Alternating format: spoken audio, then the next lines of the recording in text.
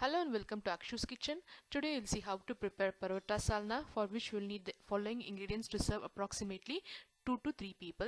350 grams of chicken on the bone rather than using the chicken fillets, 1 medium-sized onion, 1 medium-sized tomato, 2 big pieces of coconut, 1-inch size piece of ginger and 4 large cloves of garlic, and some whole spices, about 2 whole green cardamoms, 5 to 6 whole cloves, 4 to 5 big pieces of cinnamon, quarter teaspoon of whole black pepper and 1 and a quarter teaspoon of fennel seeds, 1 teaspoon of chili powder, 1 and a quarter teaspoon of coriander powder, half a teaspoon of turmeric powder and 1 teaspoon of salt.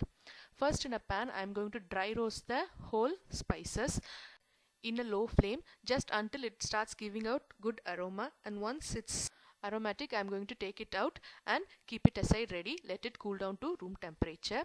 Next I am going to cut the 2 big pieces of coconut into small pieces in a mixer or blender jar, and along with this I am going to add the dry roasted whole spices and grind it into a fine paste along with about quarter cup of water, and keep this also aside ready.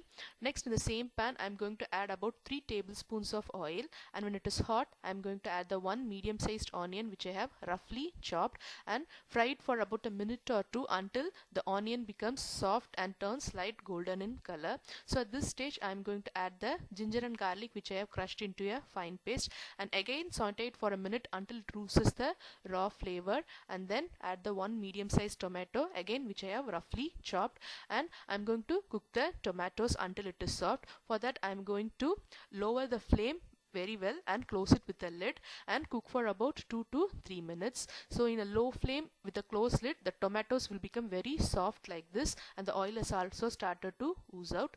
Now I'm going to add the chicken pieces, and since I have not marinated them I'm going to add the spices as well: chili powder, coriander powder, turmeric powder and the salt, and give them all a good mix. And at this stage, after adding the spices, I'm going to increase the flame to high and give the entire mixture a good mix so that the chicken gets coated with all the spices very well and the oil starts oozing out. So after about a minute or two you can see the oil has started to ooze out. At this stage add the prepared coconut mixture and mix them thoroughly, and also add about 2 cups of water.